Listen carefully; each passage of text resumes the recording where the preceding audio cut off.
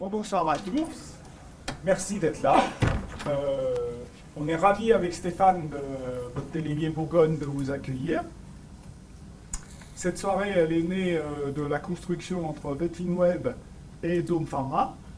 Et elle se veut interactive. On a la chance d'avoir notre expert sur un sujet de médecine interne, qui est le docteur Tarek Bouzoura.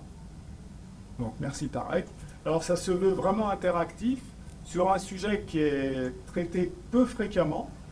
Et voilà, donc c'est pour ça. Et je remercie aussi Jean-Jacques et son équipe d'avoir su vous mobiliser pour être là, parce que ça fait plaisir d'accueillir des vétos pour ce sujet-là.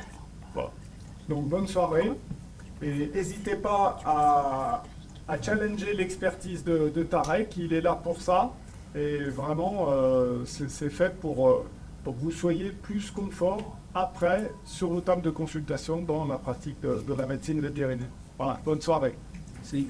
On va faire les remerciements inverses parce que sans TVM, cette réunion n'aurait pas eu lieu. Un partenariat historique entre VetShop 21 au départ et VetiWeb aujourd'hui. Et donc on est heureux effectivement de réunir autant de monde et le présentiel redevient effectivement à la mode et c'est quand même vachement plus sympa que derrière les écrans. Et on espère effectivement que tout le monde passera une très bonne soirée, j'ai pas de doute. Donc je te laisse la parole. Eh ben, je te remercie. Bonsoir tout le monde. Merci d'être venu. Il y a des têtes que j'ai déjà vues l'année dernière pour une autre présentation. Et donc effectivement, je remercie Vetinweb que j'ai découvert la dernière fois, dont j'ai appris toutes les subtilités. J'ai bien retenu Croquit, en tout cas. Je l'ai bien en tête, ça. J'espère que ça va pas changer. Croquit, c'est toujours dans mes mots. Et puis Dome Pharma, bien entendu, avec les inconditionnels qui ont participé à l'élaboration de cette soirée. Donc la PIF, c'est un thème effectivement qui nous anime tous et qui est très récurrent. Je sais pas vous, mais j'ai l'impression qu'avec les nouveautés qui arrivent maintenant, peut-être aussi la volonté des propriétaires d'être un peu plus au fait des choses et de médicaliser un peu plus leur chat, on a l'impression d'en voir un peu de plus en plus. Avant, j'ai l'impression que c'était plus par salve, on n'en avait pas du tout, et puis d'un seul coup, quelques-unes qui arrivaient en même temps. Et surtout des formes très variables, notamment ces formes granulomateuses qu'on a de plus en plus de chances de trouver, de diagnostiquer et de prendre en charge. Donc, le premier test, hop, nous y voilà. Deux parties. La première partie, c'est rappeler le virus. C'est les trucs un peu moins sympathiques, mais c'est au début, donc je vais essayer de vous stimuler pour que personne s'endorme. Et après, par contre, l'élément clé et incontournable de cette présentation qui est relatif à la prise en charge et notamment à l'arrivée des nouveaux traitements, malheureusement illégaux actuellement, mais qui révolutionnent la prise en charge de la PIF et qui méritent d'être bien connus. Alors, je me suis servi d'un review qui est pas si jeune maintenant, parce que 2018, c'était pas hier, dans lequel on parle déjà des antiviraux. Selon les pays, la pharmacopée n'est pas la même, la législation n'est pas la même, et donc on doit se servir aussi de ce qu'on connaît à l'étranger. Et pour ceux qui aiment bien lire en anglais, je me suis permis de le mettre, parce que ce document-là, je pense qu'il sera mis à disposition, il me semble, et vous pourrez avoir les références qui ont été utilisées. Alors, sans tarder, coronavirus, virus à ARN, avec deux formes. La forme qu'on retrouve tous les jours. J'ai eu ce matin un vétérinaire au téléphone d'ailleurs qui me parlait d'un chaton avec une petite diarrhée chronique positive corona. Bon, c'est le commun, n'importe quel chat d'extérieur a beaucoup de chances d'être positif parce qu'on a ce virus qui est peu ou pas pathogène du tout, qui a une transmission orofécale entre congénères dès lors qu'on est en élevage ou dans des conditions sanitaires le permettant. On a quand même un portage qui est digestif significativement, quasi exclusivement, et qui concerne 90% des chats en collectivité et un chat sur deux qui vit seul en maison. Ça reste important parce qu'on peut ne pas comprendre pourquoi. En fait, ils ont déjà, limite à la naissance, la capacité à être infectés. Hop. La forme mutée, c'est celle qui nous intéresse, donc la forme pathogène qui causait jusqu'à maintenant une forme létale dans 100% des cas, puisque aucun traitement n'était possible jusqu'à il y a quelques années encore. Ce sont des mutants effectivement dits spontanés. On a des chats qui vont avoir le coronavirus et qui, on ne sait pas pourquoi et on ne sait pas quand, vont développer la mutation et devenir d'un seul coup sujet à la maladie. Ça arrive bien sûr fréquemment chez les jeunes, mais il y a des chats beaucoup plus âgés qui peuvent attraper cette mutation-là. Donc il ne faut pas l'exclure. Et vous verrez, je vous parlerai d'un cas là, que j'ai eu récemment, et mon propre chat qui l'a eu à 4 ans et demi. Donc du coup, c'est en pleine connaissance de cause que j'en parle. Et on estime qu'environ 5% des chats porteurs ont des chances de développer la PIF. Donc partie embêtante, il y a quelques diapos comme ça. Le but c'est pas de vous dégoûter des éléments, mais c'est quand même d'avoir des éléments concrets et tangibles. En fait, combinaison de mutations, hein, des virus ARN qui vont malheureusement très vite évoluer. On s'est rendu compte en fait qu'il peut y avoir une variation jusqu'à 5% de la séquence nucléotidique, ce qui est énorme en fait, un peu à l'image des virus de la grippe chez les humains et chez les mammifères de manière générale. Et dès 2012, on s'est rendu compte que ces mutations-là entraînaient une modification de tropisme. En fait, un coronavirus a un tropisme pour les cellules épithéliales, donc théoriquement endothélium digestif, et chez l'humain, les endothéliums respiratoires, éventuellement d'autres zones de revêtement. Ce tropisme va évoluer vers les cellules de la lignée granulomonocytaire, donc les macrophages et les monocytes.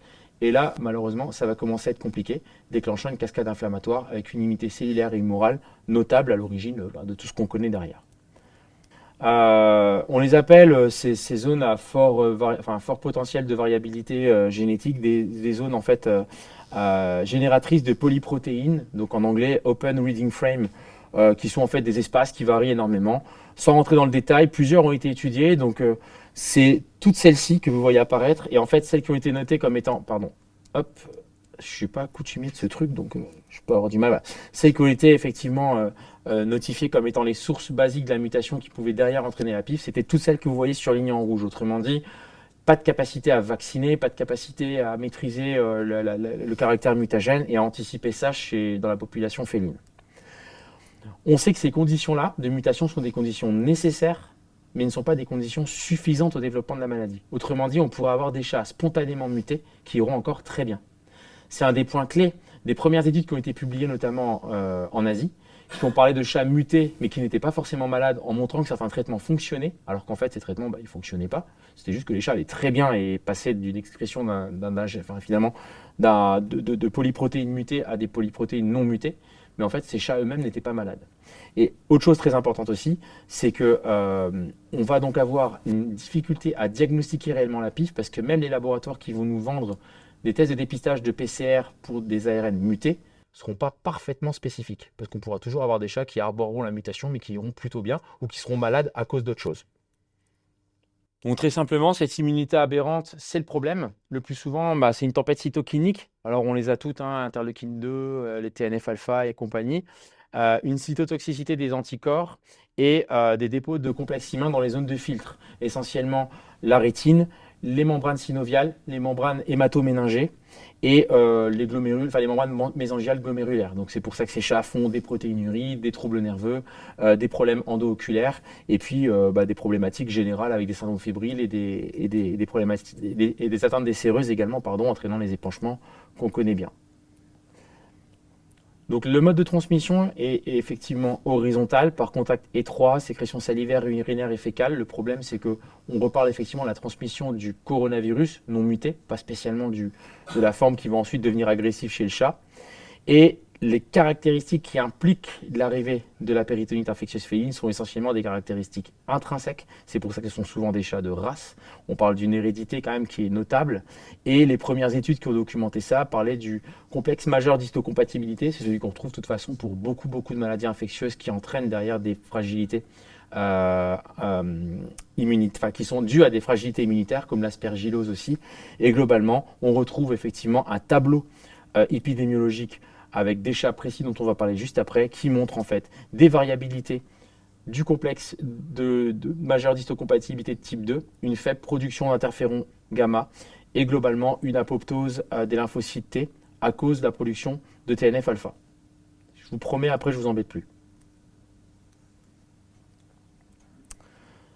Il y a également des facteurs extrinsèques qui, chez ces sujets-là, favorisent l'arrivée de la péritonite infectieuse féline.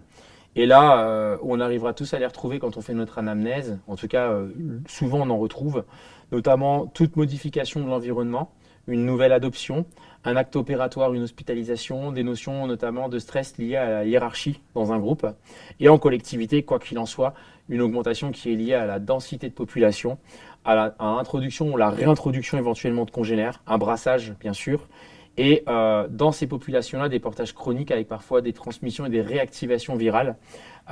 Et parfois aussi parce que les éleveurs nous posent des fois ces questions liées à des gestions qui ne sont pas adaptées au plan environnemental. Cela dit, on a des éleveurs qui sont très précautionneux et très carrés, qui malheureusement font face à de la PIF régulièrement, tout autant que certains éleveurs qui ne sont absolument pas regardants sur des éléments clés sanitaires qui ont beaucoup de chance, voilà. Ou qui ont des chats porteurs sains et dont on n'est pas forcément informé. Oui. Le stress environnemental entraînerait la mutation ou il faut qu'il y ait la mutation plus un stress pour entraîner les symptômes? C'est une très bonne question et on n'a pas forcément la réponse. Ce qui est présumé, c'est quand même que le stress est à l'origine de l'arrivée de la mutation spontanée chez un organisme qui a déjà des chances de voir cette mutation arriver. Parce qu'il faut que l'organisme ait intrinsèquement ces mutations, des complexes majeurs d'histocompatibilité, des fragilités, raison pour laquelle le petit sacré de Birmanie, le petit ragdoll le font, tout autant qu'après des chats européens lambda. Mais effectivement, il n'y a pas de sens bien connu dans ce contexte-là. On vient de manger, donc on va retenir un peu l'idée, effectivement, implication immune mixte, globalement atteinte des séreuses, donc péritonite, le nom, de toute façon, la maladie porte bien son nom, avec des inflammations et des épanchements de type exudat, aseptique, modestement enrichi en protéines, des tableaux d'atteinte des endothéliums vasculaires avec des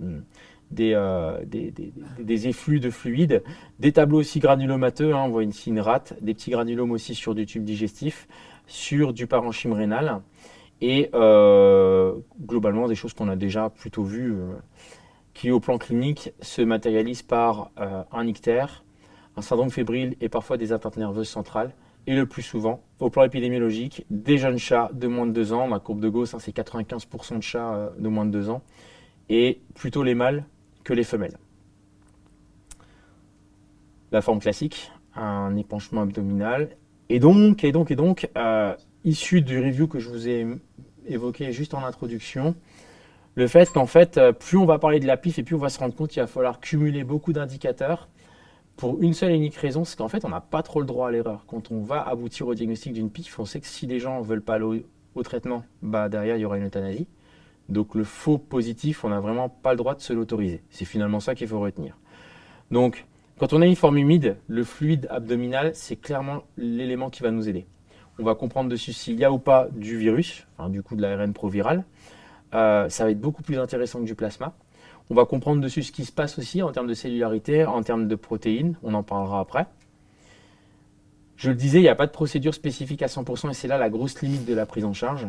Parce que qui n'a pas un jour conseillé d'arrêter sur un chaton pour lequel il était absolument convaincu que c'était une PIF, mais sans forcément détenir toutes les preuves que ça en était une.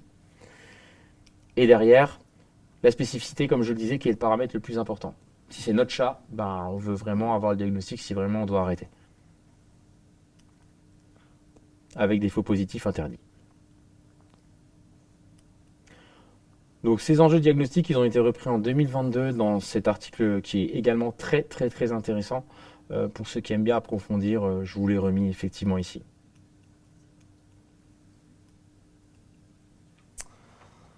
Donc ça, je vais vous sensibiliser à ce nom-là, pour ceux qui, peut-être pas grand monde d'ailleurs connaît. Catherine Hartmann, c'est la vétérinaire qui a le plus étudié la péritonite infectieuse féline en Europe, qui est une pionnière dans la prise en charge de la PIF depuis maintenant plus de 30 ans, qui est à Munich, pardon, une grosse bêtise, et qui a encadré des tonnes de résidents qui ont généré beaucoup de données sur cette maladie-là.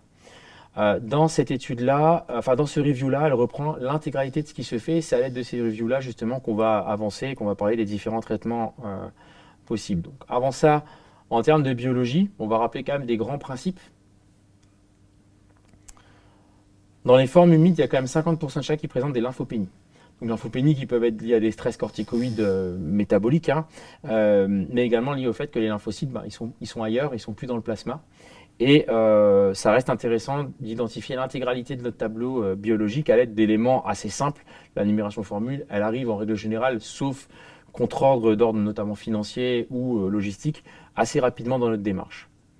Le plus souvent, ces chats ont des anémies non régénératives, mais ça, c'est pas l'élément le plus important. Ça reste intéressant. Si vraiment on veut commencer à rentrer dans le détail, des microcytoses isolées, il n'existe pas de raison d'avoir des microcytoses isolées sans anémie, hormis les chiens portosystémiques, chiens et chats. Donc, et puis des syndromes inflammatoires subaigus à chroniques, comme notamment la PIF chez le chat. Parce qu'après, la plupart du temps, quand une anémie devient microcytaire, c'est par carence en fer, mais il y a déjà un statut d'anémie en fait. Donc là, ne pas avoir d'anémie, avoir une microcytose isolée, ça peut être intéressant pour renforcer notre faisceau de présomption.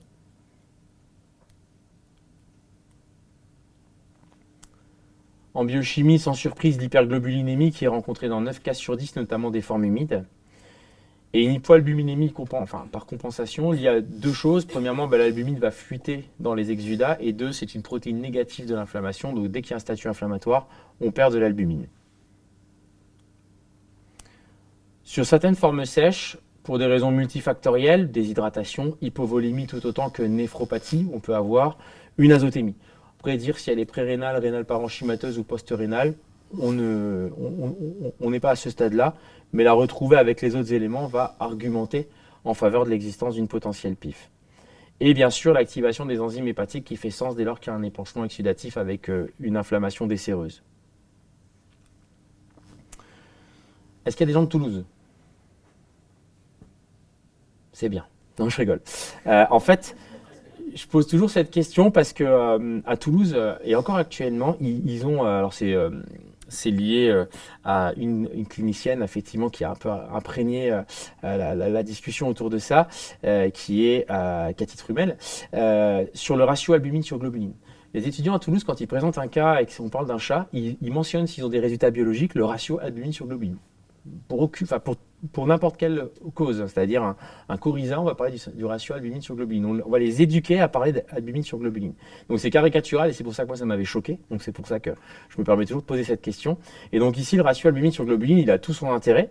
Premièrement parce que on va l'interpréter à la lumière des données épidémiocliniques et on est dans un contexte où on va présumer une PIF, donc il y a tout intérêt à en tenir compte. Deuxièmement, parce qu'on va avoir des données chiffrées, c'est-à-dire qu'un rapport albumine sur globuline inférieur à 0,4 va vraiment nous indiquer qu'une PIF doit être envisagée, tout autant que s'il est supérieur à 0,7, il commence à y avoir très peu, voire pas de chance qu'on parle de PIF. Après, il y aura toujours des contre-exemples, mais ces données-là peuvent être assez intéressantes pour nous aider.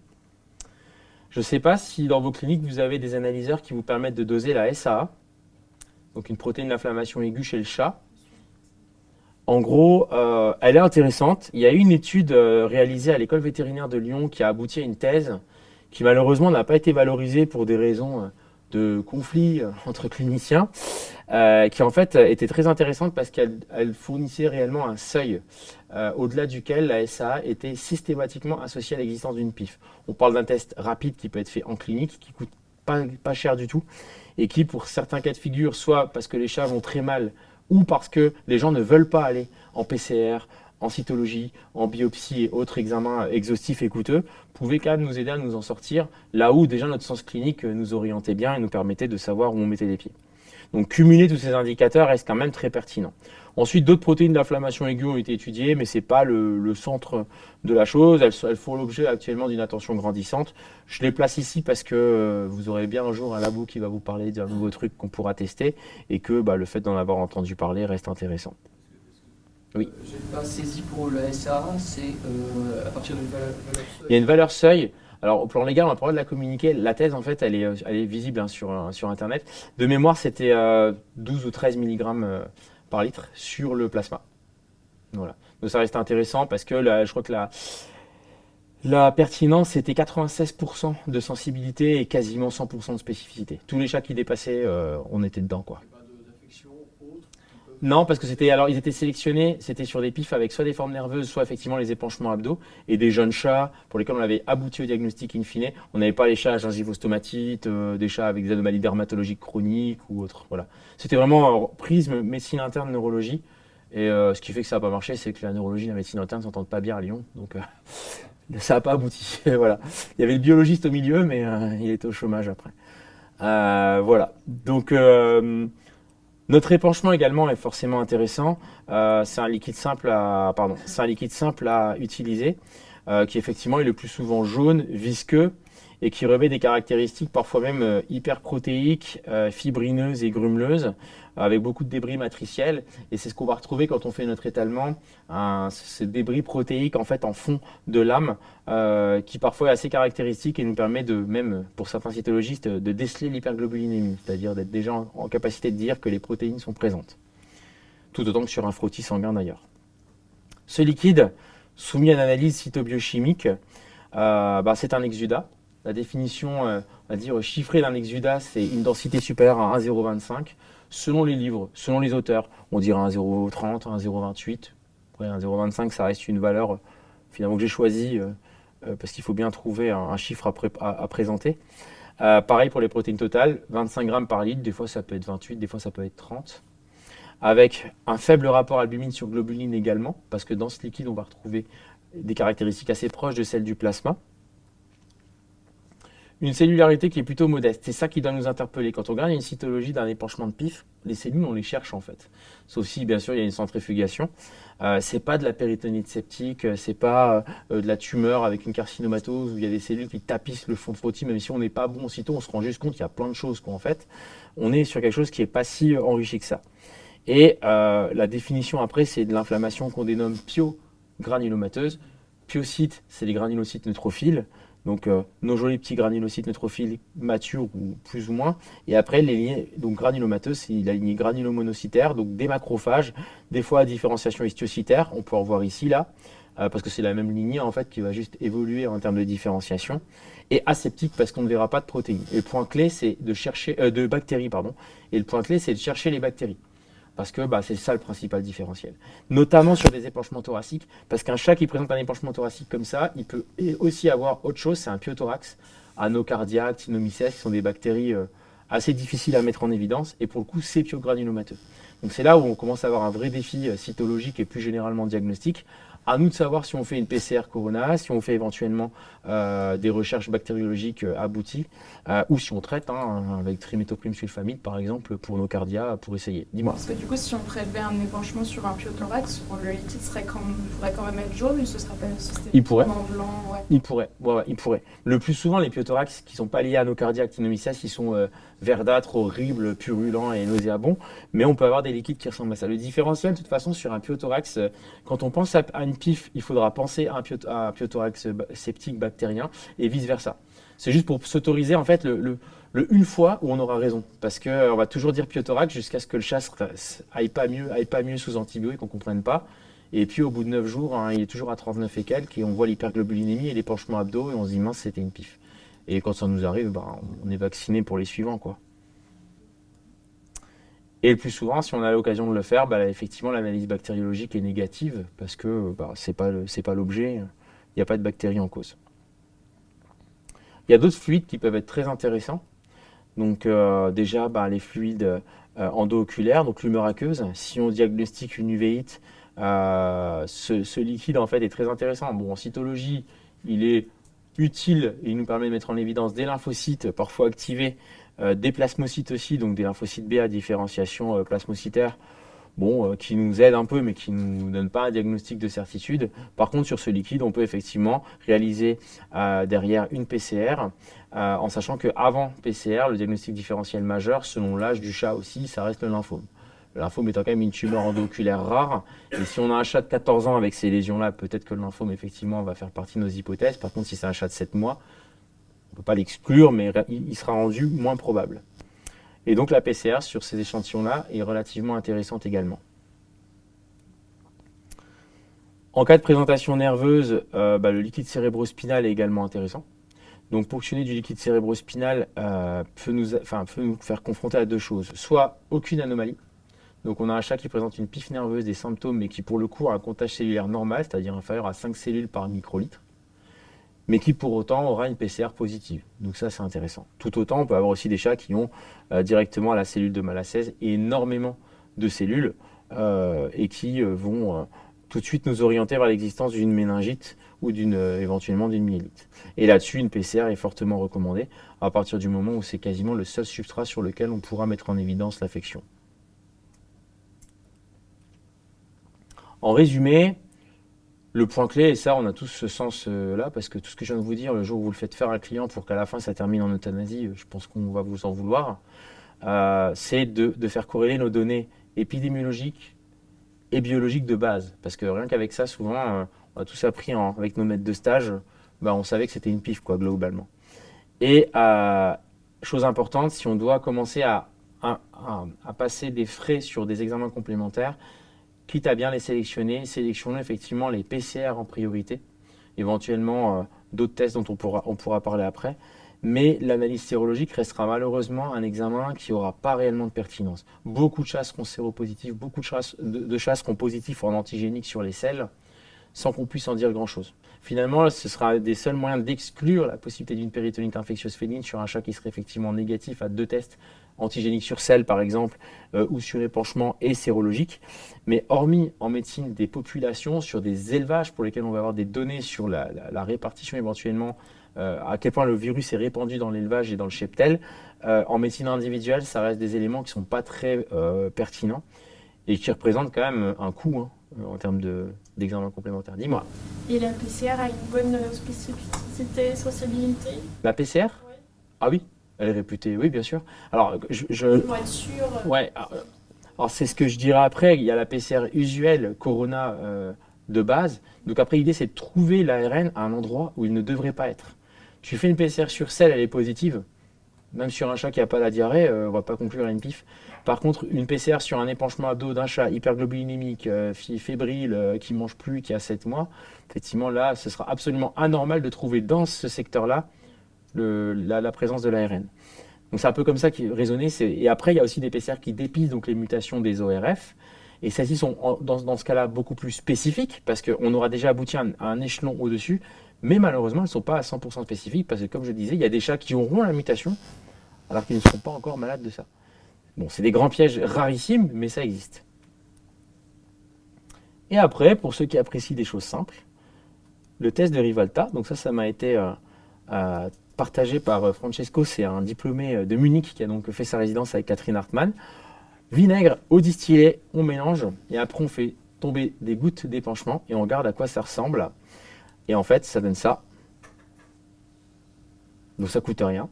Et en fait, ça précipite avec les protéines de l'épanchement.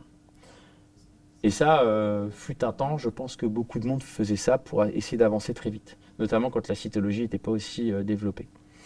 Ça ne réagit pas qu'avec une pif, parce que dès qu'il y a des protéines dans l'épanchement, forcément, ça va donner cette allure.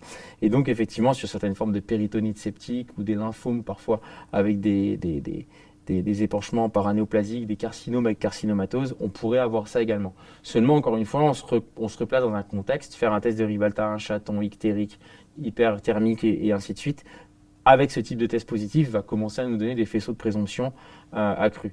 On estime que la sensibilité est supérieure à 90%. Ça veut donc dire que la valeur prédictive négative pour exclure la PIF est très bonne. Donc ça reste intéressant parce que si ça ne précipite pas, on va avancer autrement. En règle générale, on aura quand même des intuitions aussi pour éviter d'en arriver là.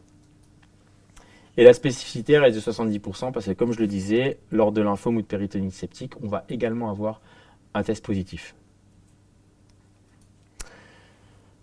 Donc en résumé, au-delà des données épidémiocliniques, la sérologie qui est limitée, on sait qu'on va devoir avoir une PCR idéalement sur un épanchement, sur un fluide biologique dont la présence est totalement anormale ou dont l'allure est totalement anormale, et éventuellement rechercher certaines mutations, notamment la présence de la mutation du gène S, alors qui est proposée par IDEX, c'est pas pour faire de la pub, mais ça reste quand même une spécificité. Ça reste des PCR qui sont un peu plus longues à récupérer, enfin les résultats mettent un peu plus de temps à arriver, et qui restent pas 100% parfaites. Mais cela dit, elle a le mérite d'exister. Et bien sûr qu'il y a des cycles de certitude repose sur l'immunohistochimie et l'immunofluorescence, sauf que antérieurement, quand on parlait de ça, c'était souvent après le décès du patient. C'était surtout pour avoir des réponses. Donc c'est très intéressant à un plan académique de recherche ou scolaire, mais pour le client, je ne sais pas qui a déjà emmené des gens jusque-là, mais c'est pas forcément le truc le plus répandu. Est-ce qu'il y a des questions sur la partie pathogénie, diagnostic? Ouais. Du coup, avec sérologie, un speed test corona positif sur un épanchement abdominal, En antigénique ou en sérologique? On peut commencer à en dire quelque chose. Ouais, parce que c'est pas logique. La seule chose, c'est qu'il peut y avoir pas mal de protéines qui vont interagir en fait avec ce genre de test. Un peu comme nos faux positifs pour plein de trucs. Rien qu'en FELV, FIV, on a des fois des faux positifs, on les refait le lendemain ou avec un autre test et ils sortent négatifs. Donc c'est à intégrer, encore une fois.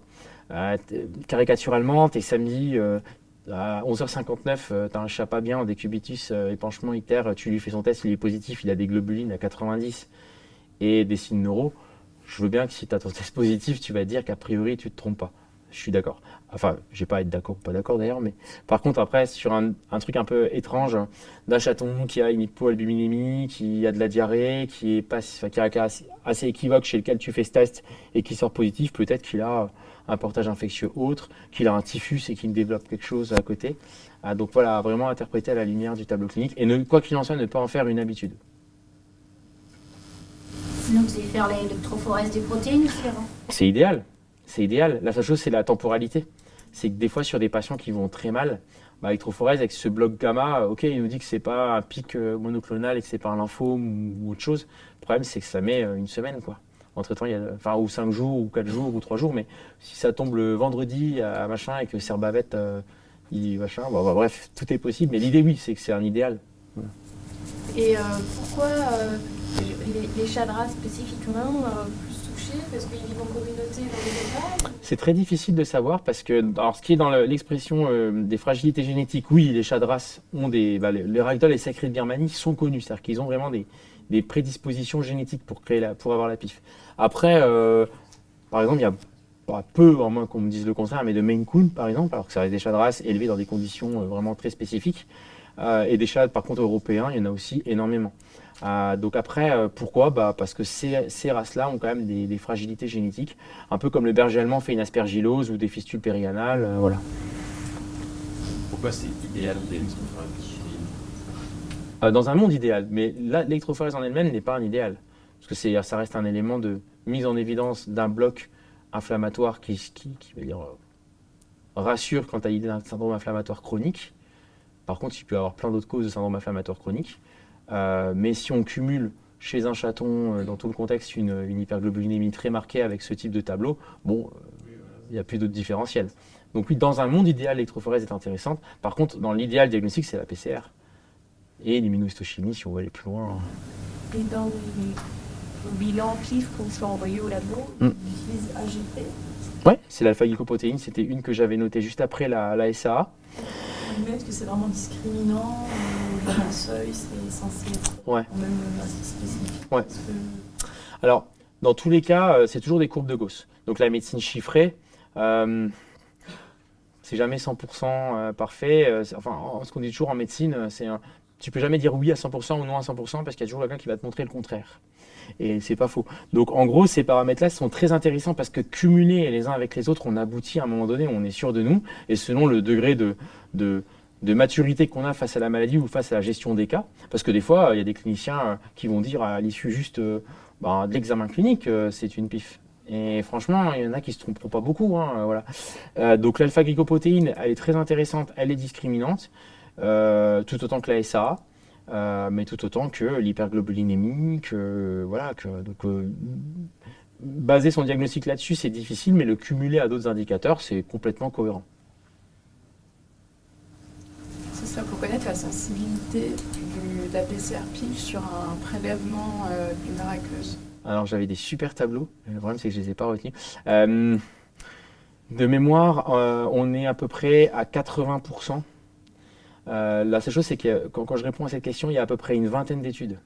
Et alors, c'est là où c'est très intéressant. Je ne pouvais pas le mettre là parce que le sujet, c'était l'actualité thérapeutique, mais les sensibilités sur les différents substrats, donc elles varient énormément. Sur l'humeur aqueuse, dans les études, la sensibilité la plus basse, elle est autour de 10-12%. Mais je ne vois pas ce qu'on fait avec ce chiffre, en fait. C'est-à-dire qu'on loupe 9 cas sur 10. Parce que j'avais un chat qui avait la PIF, je l'avais envoyé pour prélèvement d'humeur aqueuse, si j'avais une forte suspicion.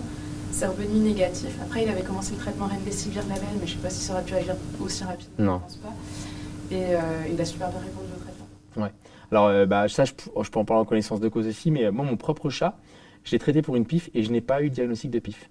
J'ai fait ponction rat de foie, exérèse d'un nœud lymphatique Et j'ai refait ponction ras de foie. J'ai eu du piogranulomateux partout, mais toutes les PCR étaient négatives.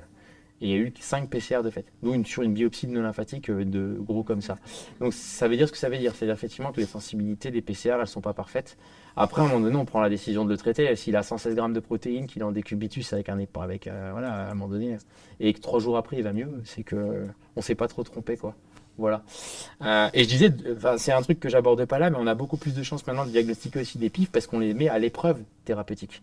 Alors qu'avant, on disait que c'était ça et on les regardait, quoi. Donc le contexte déjà, c'est qu'effectivement, il y a des nouveaux traitements émergents depuis environ 5 ans, avec effectivement une efficacité documentée comme subtotale et un pronostic excellent. Et ça, on l'a tous vécu. Avec notamment des éléments liés à sa prescription, administration de traitement et suivi qui sont soumis à une réglementation malheureusement qui nous est défavorable et c'est important de le savoir. Donc déjà on va revenir rapidement sur les stratégies thérapeutiques parce qu'il y a la stimulation de l'immunité pour que l'immunité favorise l'élimination du virus. Ça c'était quelque chose qui a été tenté à plusieurs reprises. Je vais être très simpliste, qui ne marche pas. Le polyprénil immunostimulant, c'est un truc qui a été vendu pendant des années depuis l'Asie et qui s'est servi du désespoir des propriétaires pour malheureusement ne jamais rien donner. C'était ces fameuses études qui prenaient des chats porteurs de la mutation et dont on ne connaissait pas le statut clinique, chez lesquels quelques semaines après, la mutation était abolie et on concluait qu'ils allaient mieux, qu'ils étaient guéris. Donc ça, effectivement, ça réduisait la charge virale, visiblement les symptômes, mais dans les études, on n'arrive pas bien à trouver. Bien sûr qu'il y a la grande stratégie la plus classique qu'on a connue pendant plusieurs années qui est l'immunosuppression. On pète des corticoïdes pour attendre que les choses se fassent, où effectivement on module un peu la réponse inflammatoire aberrante.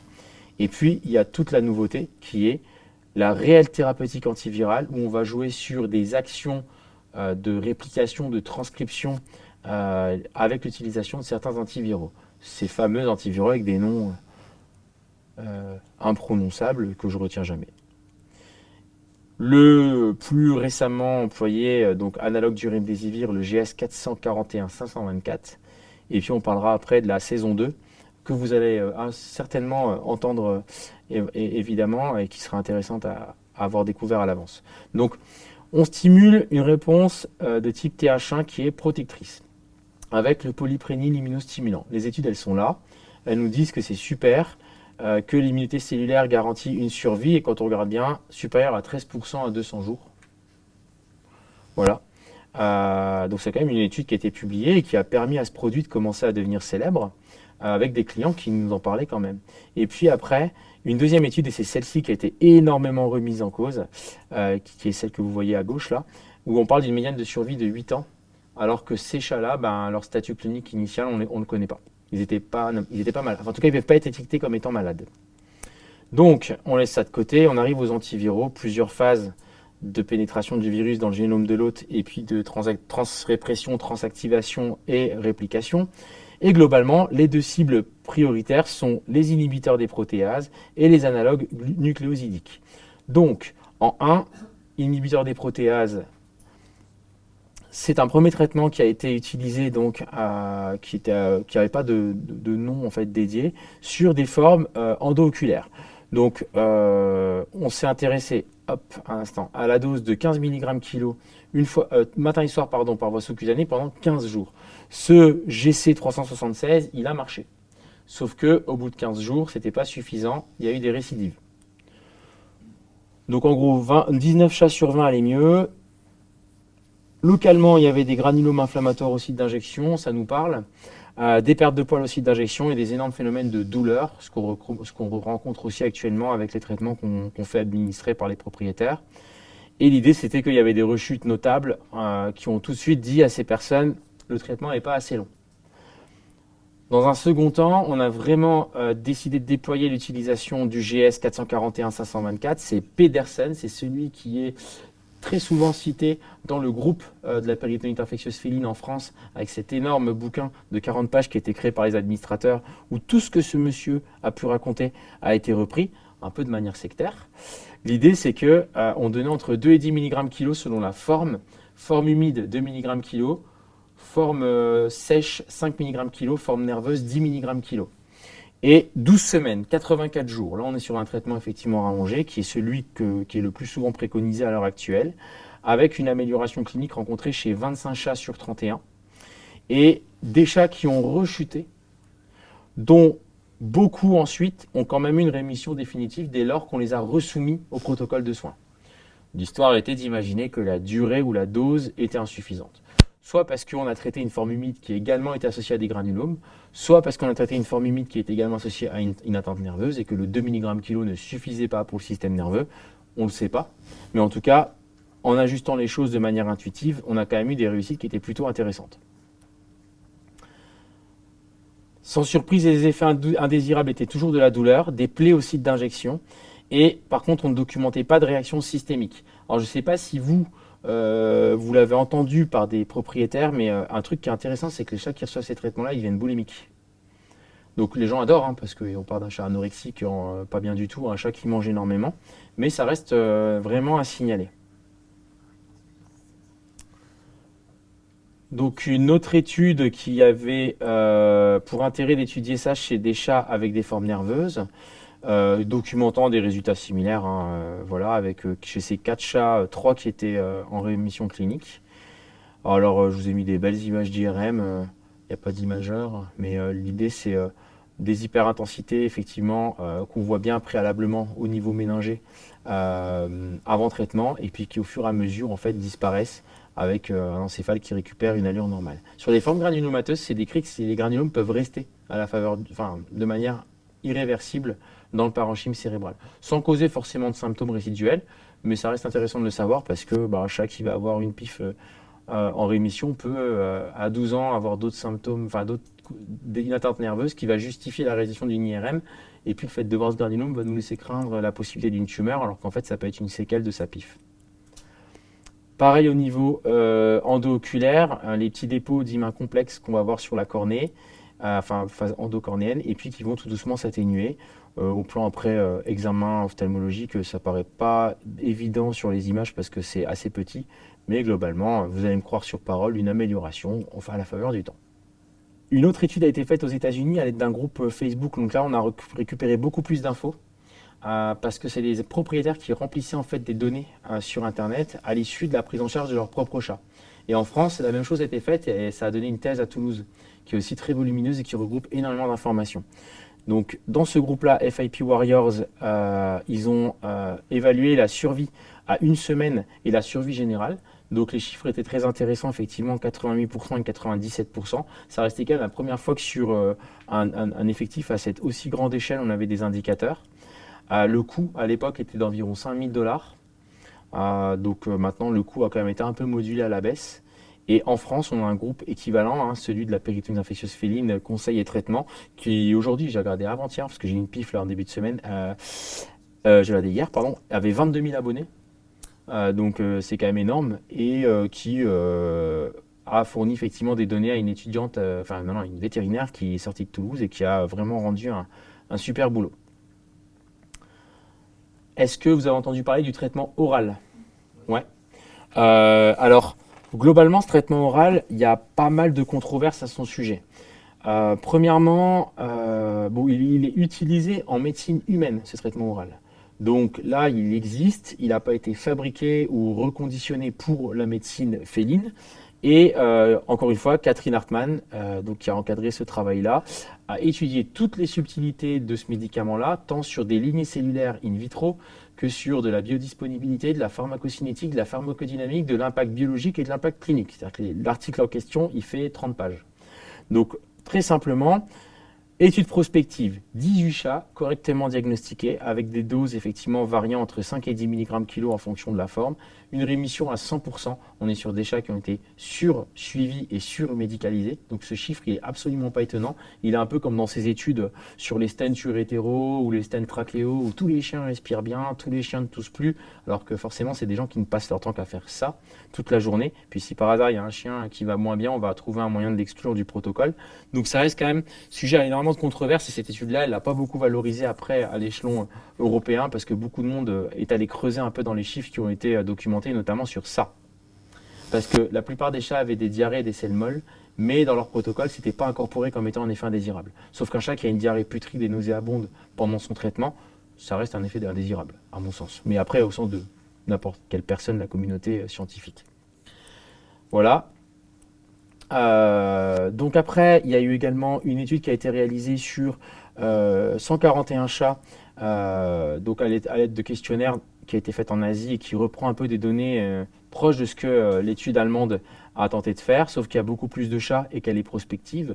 La survie est beaucoup plus réaliste, documentée à 116 sur 141, parce qu'on a quand même des cas graves. Il faut se rappeler que la PIF, c'est une maladie dévastatrice et que même si elle est maintenant... même si maintenant il y a un traitement qui existe, on n'a pas tous les chats qui peuvent être guéris. Et en fait, bon, ils ont documenté un paramètre qui fait sens et qui est pas, enfin, qui est intéressant à connaître, mais qui est pas si déroutant que ça. C'est que si les chats avaient une bilirubine basse, ils avaient plus de chances de survivre. Et que si les chats avaient une bilirubine haute, ils avaient moins de chances de survivre. Ça a le mérite d'exister, mais globalement, on va pas, parce que la bilirubine est élevée, dire aux gens je pense que votre chat va mourir. C'est soit on essaye, soit on n'essaye pas. Donc ces données-là, elles ont toujours l'avantage d'exister, mais elles doivent être critiquables et surtout replacées dans leur contexte. Et je parlais donc effectivement de la saison 2, donc le molnupiravir. Et celui-là, préparez-vous à ce que tout doucement des personnes vous en parlent, soit parce que sur les réseaux, en entendent parler, soit parce qu'elles sont très informées. En fait, maintenant, il va commencer à y avoir des cas réfractaires au remdesivir et à ses analogues. C'est comme pour tout traitement anti-infectieux, les antibiotiques en tête. On va commencer à avoir des cas qui ne répondront pas, même à très forte dose, des cas qui vont rechuter et pour lesquels, malheureusement, le remdesivir et ses analogues ne fonctionneront pas. Donc, certains scientifiques se sont intéressés à l'utilisation effectivement du molnupiravir, qui, en l'occurrence aux États-Unis, sur le même groupe FIP Warriors, a été donné à un certain nombre de chats.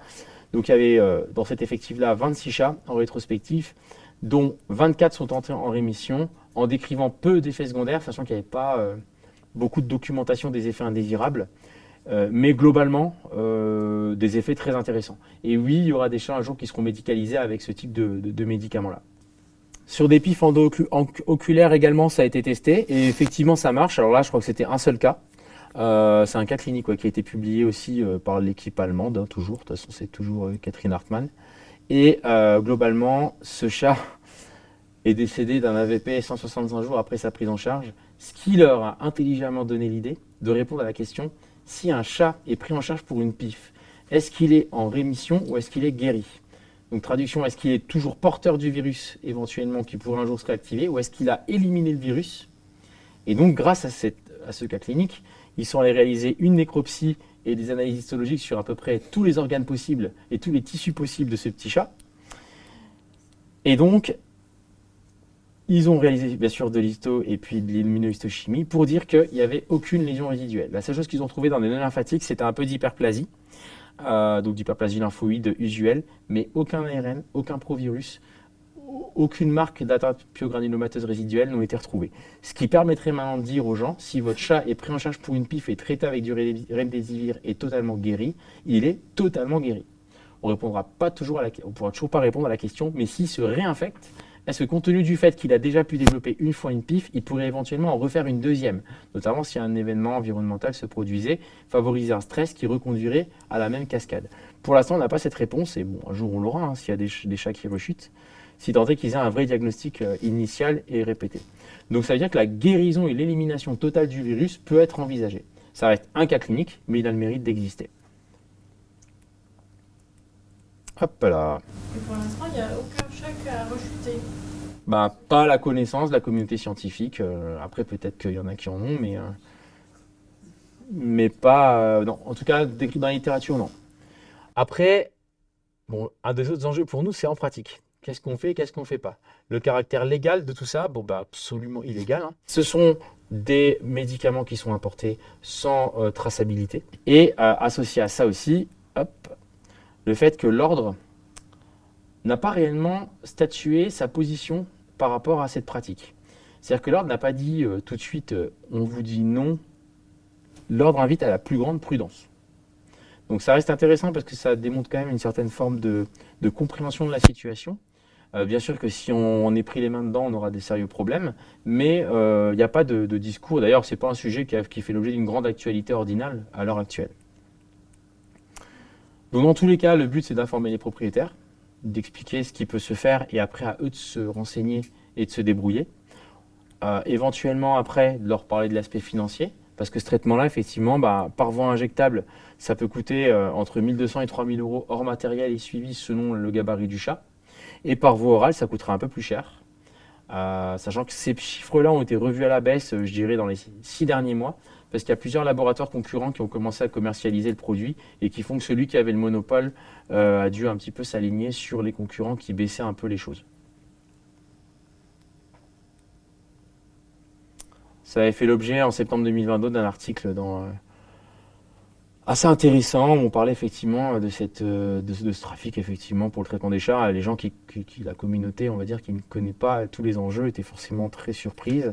Où on parlait de trafic international et d'appât du gain, de certains vétérinaires qui pouvaient être impliqués. Il y a des vétérinaires qui sont quand même connus maintenant par les groupes pour être ceux qui font les suivis de la PIF. Il y a des vétérinaires quasiment qui dédient leur journée entière à recevoir des chats avec la PIF, faire des NF, des bioches, des PCR, des conseils de suivi, des injections parfois. Alors c'est marrant parce qu'ils sont connus, on sait un peu où ils sont, mais en même temps on ne sait pas exactement qui ils sont. On a le droit de faire les contrôles prise de sang. Prise de sang, oui, par contre les injections, ouais, les injections, non. Ils font des traitements, mais... C'est ça, ouais. Par contre, les injections, non. Voilà, donc après, à des fins d'information, tant au plan réglementaire qu'ordinal, bien sûr, c'est l'exercice illégal de la médecine vétérinaire passible d'une amende de 30 000 euros. C'est valable pour les personnes qui sont sur les groupes et qui donnent des conseils, et qui peut aller jusqu'à 2 à 5 ans d'emprisonnement au plan théorique. Après, tous les délits entraînent des amendes et des potentiels d'emprisonnement. Malheureusement, si la justice était si performante que ça, on aurait très peu de choses à déplorer dans notre quotidien, à tous les niveaux. Légal en France, alors qu'en Suisse, par exemple, ils sont en train de faire des études sur le traitement par voie. En Allemagne aussi, ouais. En fait, c'est lié à des aspects réglementaires de chaque pays. C'est comme le chlorambucil est interdit en France, alors qu'en Belgique ou en Suisse, on le prescrit comme on veut. C'est très spécifique à chaque pays. Après, l'idée, quand même, il y a un vrai rationnel derrière. C'est-à-dire que donner à des gens un antiviral notable qui manipule à main nue et qu'ils administrent à leur chat qui entraîne des résidus sur le pelage et dans l'environnement. Ça, c'est parce que c'est illégal que ça se passe comme ça. Oui, mais si c'était légal, pour l'instant, on n'a pas maîtrisé l'innocuité du produit. On pourrait le faire avec des gants. Ouais, si tant est qu'on maîtrise ça, parce qu'on fait des chimios dans certains centres très spécifiques avec des protections, voilà, avec une déclaration de la médecine du travail, des éléments clés. Quand il y a une personne qui, au bout de 15 ans, déclare un cancer, on essaie d'établir la corrélation. Aujourd'hui, le remdesivir est donné comme ça. Si dans 15 ans, il y a des cancers du sein ou des cancers de je ne sais quoi, est-ce que réellement on pourra ou pas faire une corrélation avec l'utilisation de ce produit dans ce contexte? Je ne sais pas. Mais du coup, il y a quand même un rationnel. C'est que forcément, autoriser ces produits, ça nécessite des études qui n'ont pas été faites. Et voilà, je pense qu'on arrive à la fin. Donc en conclusion, c'est le moment où Xavier se lève pour aller prévenir. Donc effectivement, nous, on a une connaissance de cette maladie antérieure d'ailleurs au coronavirus, parce que c'était très drôle de découvrir pour nous, communauté vétérinaire, que le coronavirus était quelque chose de si important que ça. D'ailleurs, de voir aussi que les gens maintenant font toute une fixette sur le coronavirus félin qu'ils ne faisaient pas avant, avec effectivement des connaissances des éléments pathogéniques, épidémiocliniques, tout autant que les éléments diagnostiques et les limites diagnostiques qui sont impondérables dans notre contexte et qui font qu'on ne sera jamais sûr de pouvoir diagnostiquer une PIF et qu'il va falloir faire confiance à notre bon sens. Les éléments de prise en charge et notamment les nouveautés thérapeutiques et l'irrespect, on va dire, du cadre légal que cela peut entraîner. Et notre rôle, comme je le disais un peu plus tôt dans le diaporama, c'est de conseiller, d'accompagner les maîtres, bien sûr d'être au courant des traitements et des nouveautés, notamment le molnupiravir, et de connaître aussi les limites des différents traitements pour conseiller au mieux et surtout ne pas paraître un peu dépassé par ce qui se passe. Parce qu'en 2024, on a des clientèles de plus en plus exigeantes et informées.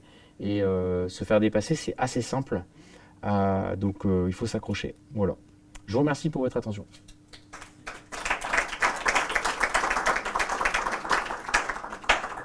Et là, c'est pour aller me mettre 20 sur 20 pour que tout le monde dise que c'était génial.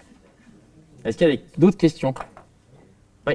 Une confirmation, on est d'accord que le virus que faut amester, les chats peuvent pas se contaminer entre eux, ils peuvent se contaminer le virus classique entre eux-mêmes, mais une fois muté, le chat n'est pas contagieux. Oui, c'est l'excrétion. En fait, l'excrétion est compromise à partir du moment où il a un tropisme pour les macrophages et les monocytes. On ne peut plus externaliser un virus viable dans l'environnement. Il y a une seule étude où sur du contenu abdominal, il y avait effectivement une suspicion de transmission. Et c'était parce qu'en fait, c'était un chat qui avait une perforation digestive et dont les selles en fait, se sont retrouvées dans le contenu abdominal. Et ces selles étaient porteuses d'un corona, mais on ne sait pas s'il était muté ou pas. Et par extrapolation, l'étude a conclu d'une potentielle transmissibilité. Voilà. Il y avait 2 autres questions. Moi, j'ai une amie en Suisse, elle a commencé par le traitement par voie orale parce que son chat est rentré dans une étude en cours sur le traitement par voie orale et ils ont commencé direct, c'était un ride-on sur le traitement par voie orale, elle avait des cancers et tout. Ça a été super efficace en 2 semaines. Moi, j'ai l'impression que ça a été un peu plus long à agir parce qu'autant on a des chats en injectable, les gens nous disent au bout de 24-48 heures c'est magique, ça va mieux. Et la seule personne que je connais, enfin le patient que je suis qui est passé directement par voie orale parce qu'ils n'avaient pas d'injectable facilement disponible apparemment, et ben il disait que ça avait bien mis 4-5 jours au chat qui est vraiment mal avant que ça aille. C'est pas étonnant parce qu'après, si on a des atteintes endothéliales marquées, voilà, c'est ça, l'absorption aussi digestive par voie orale, elle est forcément moindre que par voie injectable. Ouais. Il y a une question au fond là.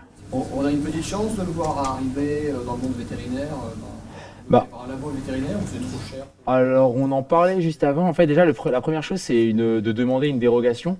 Un peu comme ça avait été fait, par exemple, pour le désoxycorticostérone pivalate, là, le Zicortal, qui était amené depuis le Canada, de la pharmacopée canadienne en France, ou en Europe de manière générale. Donc ça a été demandé il y a plus d'1 an à l'école vétérinaire de Lyon, pour essayer déjà d'en obtenir et d'être en mesure d'être un peu pilote et de commencer à réellement l'utiliser dans des conditions normales.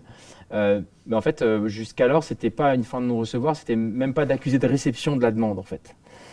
Donc, il faudrait déjà que ce genre de choses-là avance, puis qu'il y ait des traitements, des tests en différentes phases, donc précliniques, tant d'abord sur des autres espèces, enfin on peut faire sur des chats du coup en préclinique. Alors les études notamment qui ont été faites en Allemagne, elles peuvent correspondre à des études précliniques assez intéressantes, si tant est qu'elles ont même été faites sur des chats de propriétaires, parce que le côté expression génomique, protéomique, parce qu'ils ont étudié à quel moment les gènes exprimaient les protéines en question, pharmacocinétique, pharmacodynamique. Après il y aurait du coup de la phase 3, on prend à l'échelon d'une population de 200 ou 300 chats, la réponse clinique, comment ça s'est passé de manière prospective, et ensuite valider le produit en interne par un laboratoire. Je pense que ce serait très coûteux, mais je ne suis pas sûr qu'au vu des enjeux financiers déjà, et de tout ce que les laboratoires, pour certains d'entre eux, sont capables de faire pour développer des gammes, que ce serait un frein. Après, la législation, tant qu'elle n'autorise pas ça, personne ne se lancera. Surtout que c'est un produit qui est déjà connu et qui a été utilisé en médecine humaine, en fait. Hein. On détourne en fait son usage. Dans quelques mois, on va vous parler d'une forme à chip. Oui, à chip transmissible entre chats. Ouais, alors ça c'est... J'allais commencer à en parler quand la question m'était posée sur la transmission entre chats et j'ai pas voulu parce que... Alors Charles Lampos, un des co-auteurs, j'ai publié avec lui sur l'anaplasmose. En fait, c'est quelqu'un qui travaille énormément sur les maladies infectieuses. Je pense qu'ils ont fait un très gros raccourci, enfin je pense, il y a beaucoup de monde qui pense qu'il y a un très gros raccourci qui a été effectué dans les conclusions de cette étude. Sauf qu'il y avait un enjeu important en lien avec l'actualité et qu'ils ont été en mesure de pondre un résultat similaire à une étude qui avait été faite aux États-Unis qui montrait que la pyroplasmose pouvait se transmettre entre chiens de combat. Il y avait des populations de chiens effectivement qui ont été retenues en fait des hamsters qui se battaient dans des combats de rue là, et en fait un a eu la pyro, puis plein d'autres ont eu la pyro et ils ont réussi à prouver, je ne sais pas comment, que c'était les mêmes souches et que tous les chiens se contaminaient en se mordant entre eux. Donc en fait, le côté conclusion liée à une potentielle évidence, c'est un peu ce qui a été fait à Chypre et qui a abouti au fait qu'on ait dit attention, la maladie peut se transmettre entre chats, même sous la forme mutée. C'est pas aussi simple que ça, ils ont fait des trucs assez laborieux et brillants, mais il manque beaucoup de choses pour conclure à ça. Et c'est d'ailleurs pour ça que l'étude n'a pas fait beaucoup plus de bruit que ça. Sur le moment, si, mais pas après, quoi. Et puis en plus, pour la petite histoire, Charles Lampos, il vit en Angleterre, à Bristol, il va 2 fois en vacances dans l'année là-bas, il récupère tous les tubes d'anaplasma et de machin, il retourne en Angleterre et puis il fait ses trucs là-bas.